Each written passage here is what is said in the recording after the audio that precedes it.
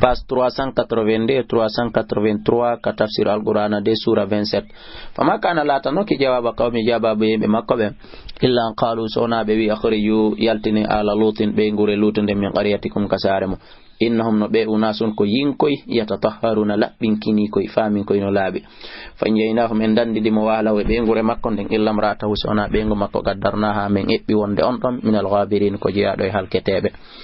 وامطرنا من توبنا عليهم إدو مأبه مطران توبو فسا أكون بني مطر المنذرين توبو واجع ببن سالي بايونا توبو سفودينو بودينو قلوا الحمد لله يتوري ودني الله وسلام جمع كسيوني على عباده إدو جياء مكو الذين بن استفع بيوسبي الله إكو الله خير أولي مؤجده أما يشركون كاكو كوكو بشركته كو الله أما خلق السماوات كاكو هم بنكو تغي كمولد والأرض إليدن وأنزل لكم أجيبنني من السماء يويتك أسما ما أنديا فأنبتنا من فدين به سبنديان حدائق زردنجي ذات بهجة جوميرات نغاريجي جوميرات بينيجي ما كان لكم هاننا أن واواتان أن تنبتون فدين تنن شجرها لأ أن زردن إله إكو الله جوغو مع الله واتدو توني الله بل سكن هم بي قومن كو بيهم بي عدلون مودي أوني بي فندندرو بي الله يقول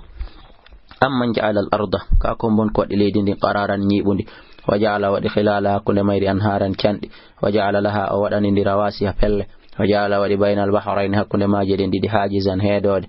إله إكو الله جوغو ريوتو مع الله وندو دي الله بل سكن أكثرهم كبري هيودي بيهم به لا يعلمون بأنده أما يجيب المضطر كاكم بني نوتو تودو أما بيدو بيئي إذا دعاه سيونتي تركي مهارنا ما فقلتم أكدو ويكشف السوء وهنك بنيو وإيتي أنتك ويجعلكم أودي أنك خلفاء الأرض لنتي بكاليت هرنا الله ألا إله إكو الله جوغو مع الله واتدتون الله قليلا فاندي ما تذكرون كون واجتادكم amman yahdikum ka ko mbo fewnata on fi zulumatil barri e der ni be jorninde wal bahari e baharo wa man yursilu riyaha ko mbo wurtata keneli dim bushran ka welo welo bayna yaday rahmati ko atti yurmene makonde a ilahun e ko allah jogo ma allah wattido ton e allah ta'ala allah towi amma shirkun gaay kon on shirku de kon wayliten amma yabda'ul khalqa ka ko mbon ko fuddi tagugol tagungo summa yu'iduhu rifti kadi urutta ingo wa man yarzuqukum kombo alskata minas sama'i takasama wal ardi kalit ay ilahun eko allah jogo ma allah wattido ton e allah uliyeto be hatu adde wa burhanakum dalil mon on e konko yokkudo in kuntum sitawi on latike swadigina ko gonga mo ulibe la ya'lamu anda من في السماء بهم بك كمول والأرض كليج الغيب كويرني إلا الله سيونا الله وما شعورنا كونوا بسوا أندوده أيانا يبعثون كهند تموني يلان درنغا بل سكون إدارك علمهم حتى دغندل مبنغل في الآخرة كفيها كالهار بل سكون هم كم في شك بيوني اندر شك يانو منها إمورد درنغال بل سكون هم كم منها إمورد درنغال عمونا كو بيومين كنيبه بجبالو تدغيت مبدن بيا بفهم بتاسكو وقال الذين بين كفروا يدب أئذا كنا يوسم اللات كترابا بمبليدي وآباؤنا أو بابرا بأمن بنته يلتن وآباؤنا كان بابرا بأمن بن أئذا كنا يوسم اللات كترابا بمبليدي وآباؤنا وندد بابرا بأمن ونو بمبليدي كنيب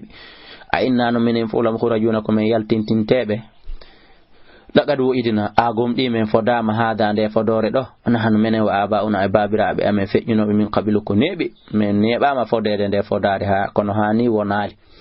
إن هذا دون ونالي إلا أساطير الأولين سونات دين بأرامب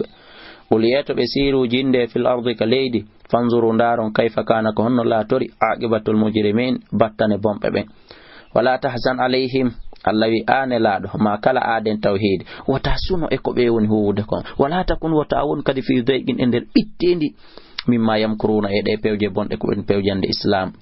wa yaquluna be inna mata hadal wa'd ko hinde to mawni dargal in kuntum sallatike swadigina ko e gonga wondo uliya tabe asano tanjina an yakuna de lato to radi falakum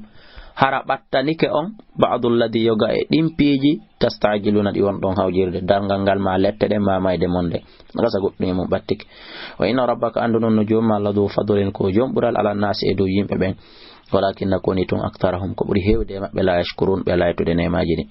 wa inna rabbaka andun no jomma la ya'lamu wallahi mu andima tukinnu suduruhum konkoni sudude berde mabbe de wa ma yu'linuna e konko ben fenyinde wa ma min ghaibatin ala wo e ko wirni hay hunde fi samaa'i kam wal ardi ka leydi إلا في كتاب سونا نفون ويندك لوح المحفوظ مبين بنجنا إن هذا القرآن عندنا القرآن يقص عند قصوا على بني